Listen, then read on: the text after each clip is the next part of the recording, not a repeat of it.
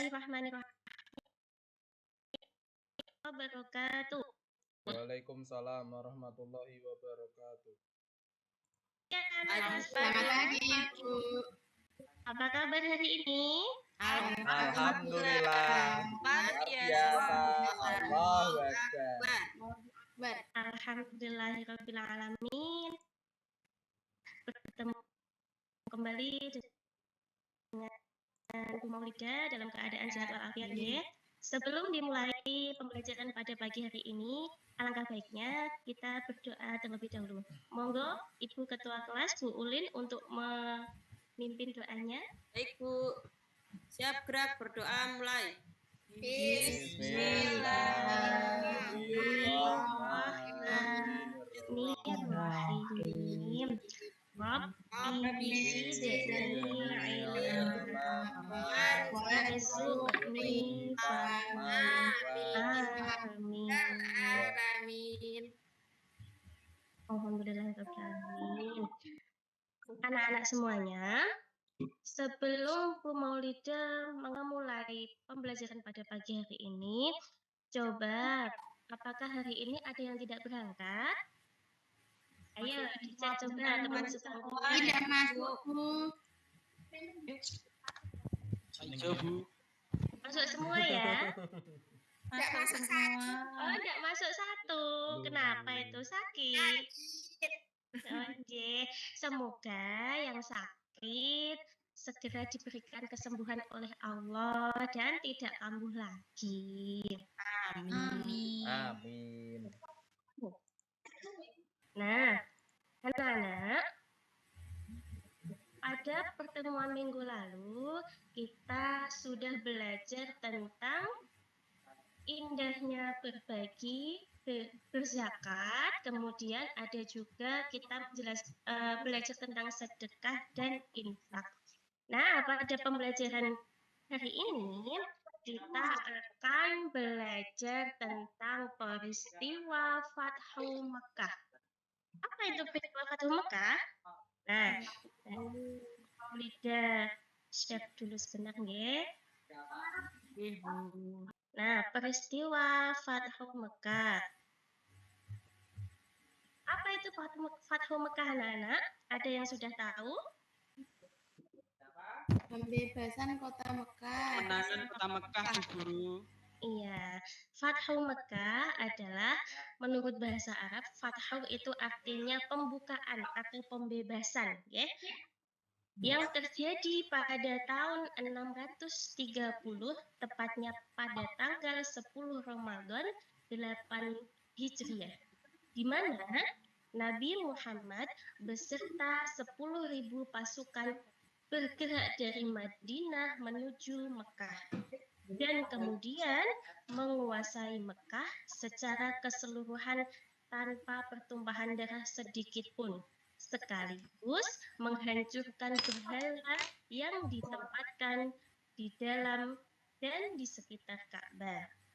Selanjutnya, apa penyebab Fathu Mekah? Di sini Bu Maulida jelaskan, yaitu sebab-sebab Fathu Mekah antara lain: 1. Kaum kafir Quraisy melanggar salah satu isi perjanjian Hudaybiyah. Yang kedua, kota Mekah merupakan pusat keagamaan bangsa Arab karena di sana terdapat Ka'bah yang setiap tahun dikunjungi oleh seluruh suku Arab untuk melaksanakan ibadah haji. Yang ketiga, suku Quraisy adalah kaum Nabi Muhammad dengan menguasai dan mengislamkan suku ini.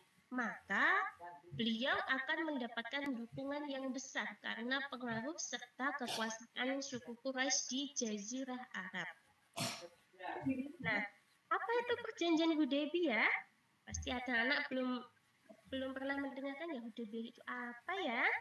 Nah, di sini Bu Maulida jelaskan, perjanjian Hudaybiyah adalah sebuah perjanjian yang diadakan di wilayah Hudaybiyah pada bulan Maret tahun 628 Masehi.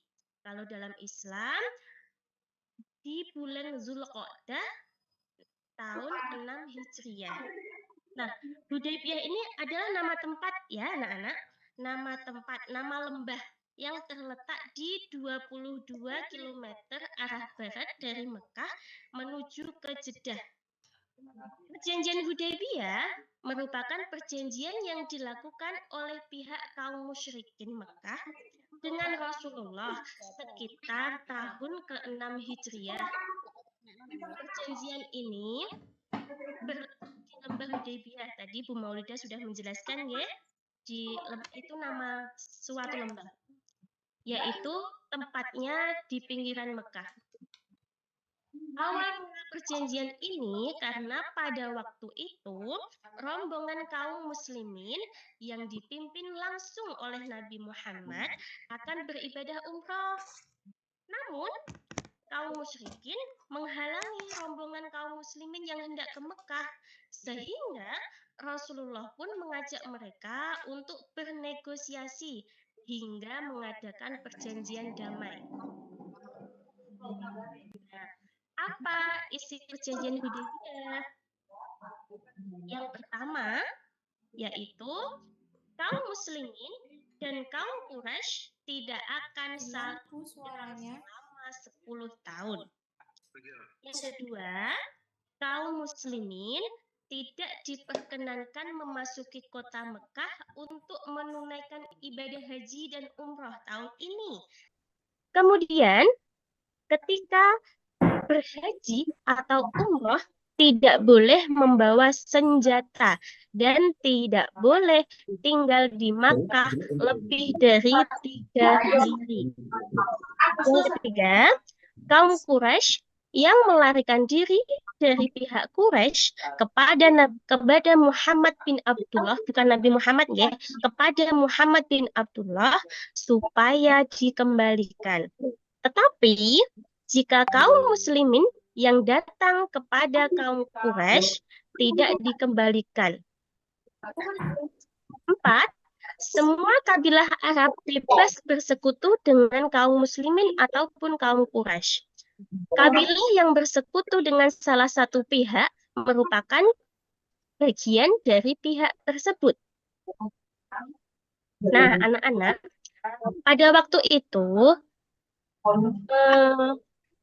umat Islam itu sebenarnya merasa bahwa Nabi Muhammad itu tidak adil. Kenapa? Karena perjanjian itu berat sebelah sebenarnya kalau dilihat dari isi perjanjian Hudaybiyah. Kemudian 2 tahun sudah berjalan perjanjian tersebut, kaum kafir Quraisy itu pada akhirnya. Jadi di sini Bu Maulida jelaskan ya bahwa ketika kita sudah berjanji, sudah memberikan janji kepada orang, itu tidak boleh diingkari, apalagi sampai tidak ditepati. Itu sangat tidak bagus. Itu namanya akhlak tercela atau disebut dengan akhlak mazmumah. Paham sampai sini anak-anak? Paham, Ibu. Paham, Bu. Coba, sepertinya kok tidak semangat. Tepuk semangat dulu ya. Ya, Iya, Ibu. Tepuk semangat.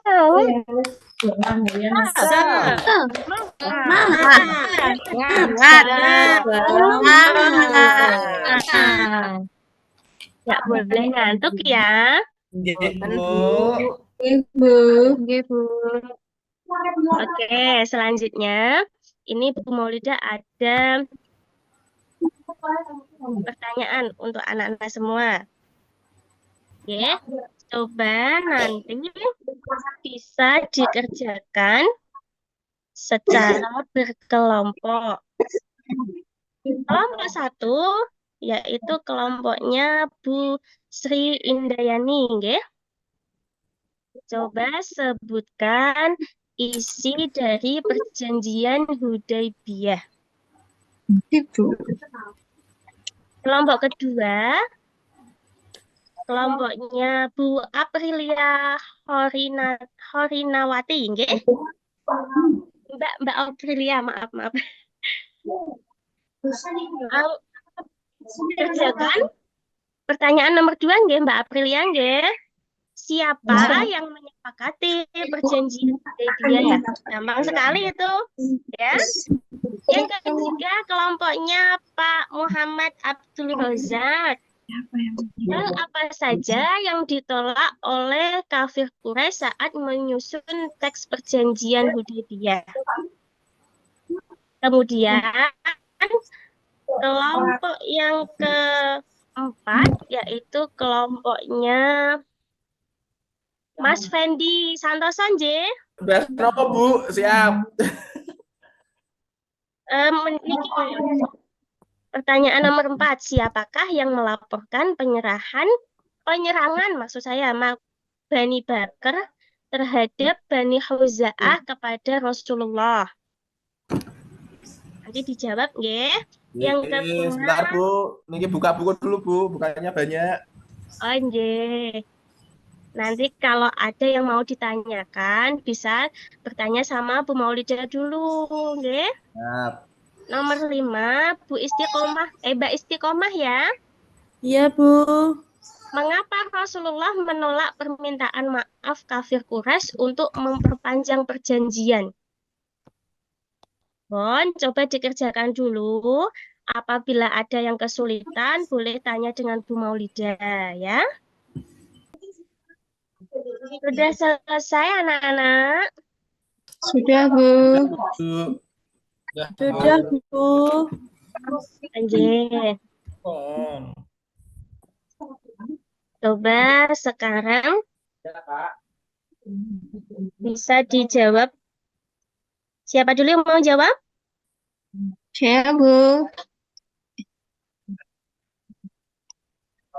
Mbak Nomor 1, Bu. Dayani, nomor 1. Sebutkan isi dari perjanjian Hudaybiyah. Ya. Perjanjian Hudaybiyah adalah perjanjian damai antara kaum muslimin dan kaum Quraisy yang ditandatangani pada Maret 628 Masehi di Hudaybiyah, Mekah. Perjanjian ini bertujuan untuk mengakhiri konflik yang telah berlangsung lama antara kedua pihak, termasuk Perang Badar, Perang Uhud, dan Perang Khandaq. Sudah, Bu. Terima kasih. Kondak ya. Khandaq. Nggih. Hebat sekali. Tepuk tangan buat kelompoknya Mbak Sri Indayani. Sekarang kelompok 2. Siapa tadi? Masih ingat tidak? Sudah siap kelompok 2? Bu, saya dulu ya yang menjawab. Monggo Mbak. Ya, saya perwakilan dari kelompok 5 akan menyampaikan hasil diskusi kami. Ya. Mengapa Rasulullah menolak permintaan maaf kafir Quraisy untuk memperpanjang perjanjian? Jawabannya karena kaum kafir Quraisy telah melanggar perjanjiannya, Bu. Oh iya, pintar sekali. Jadi melanggar perjanjian atau mengingkari perjanjian yang telah disepakati itu tidak Boleh. boleh. Itu sama saja kita tidak konsisten ya dengan apa yang telah kita sepakati. Biasanya hal tersebut tidak disukai sama Allah. Jadi kita sebagai umat muslim yang berakhlak mulia harus dihindari. Monggo. Kelompok 2, 3, 4. Kelompok 2, Bu. Nggih. Siapa yang menyepakati perjanjian Hudaybiyah? Iya. Kaum muslim dan kaum Quraisy, betul tidak, Bu? Pintar sekali. Betul. Kaum Quraisy dan kaum muslim yang dipimpin langsung oleh siapa tadi? Rasul Nabi Muhammad. Rasulullah atau Nabi Muhammad. Tinggal kelompok 3 sama kelompok 4. Ayo, siapa dulu? Kelompok 4, Bu. Oh iya, kelompok 4. Kelompok 4 itu setelah saya cari di buku paket dan LKS itu Mm-mm. orang yang apa tadi pertanyaannya siapakah yang melaporkan penyerangan Bani Bakar terhadap Bani Huza'ah kepada Rasulullah itu Amir bin Salim ya Bu? Pak Amir bin Salim. Oh iya, sebenarnya yang lebih spesifik itu seorang pria dari suku Huza'ah juga sama. Dia itu seorang pria dari suku Huza'ah yang melaporkan penyerangan Bani Bakar terhadap Bani Huza'ah. Tuh, nggih. Oke. Kelompok 3, monggo. Mau dibantu Bu Maulida? Kelompok 3 siapa, nggih? Saya Bu. Mas Abdul Rozak, nggih. Ya. Nggih. Hal apa saja yang ditolak orang kafir Quraisy saat menyusun teks perjanjian Hudaybiyah? Ya, setelah mendengar percakapan dan membuka buku untuk hal yang ditolak kaum kafir Quraisy, yaitu 1, terkembalinya orang Muslim ke Mekah. Terus yang kedua, betul. pihak Quraisy tidak setuju dengan ketentuan yang menyatakan siapa saja yang meninggalkan Mekah dan bergabung dengan umat Islam harus dikembalikan kepada Quraisy. Betul. Tidak setuju dengan pengakuan atas hak kekuasaan umat Islam secara penuh termasuk pengakuan status politik dan keagamaan mereka, Bu. Ya, betul. Betul sekali, nggih. Tepuk tangan dulu buat kelompok 3.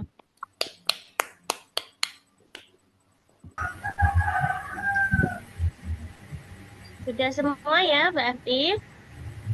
Nah, untuk pertemuan kali ini, Bu Maulida rasa sudah cukup, nggih. Kita akan bertemu kembali pada materi PAI yang akan datang. Sebelum Bu Maulida akhiri, ada pertanyaan? Jelas tidak, Bu. Sudah cukup, Bu. Sudah paham, Bu.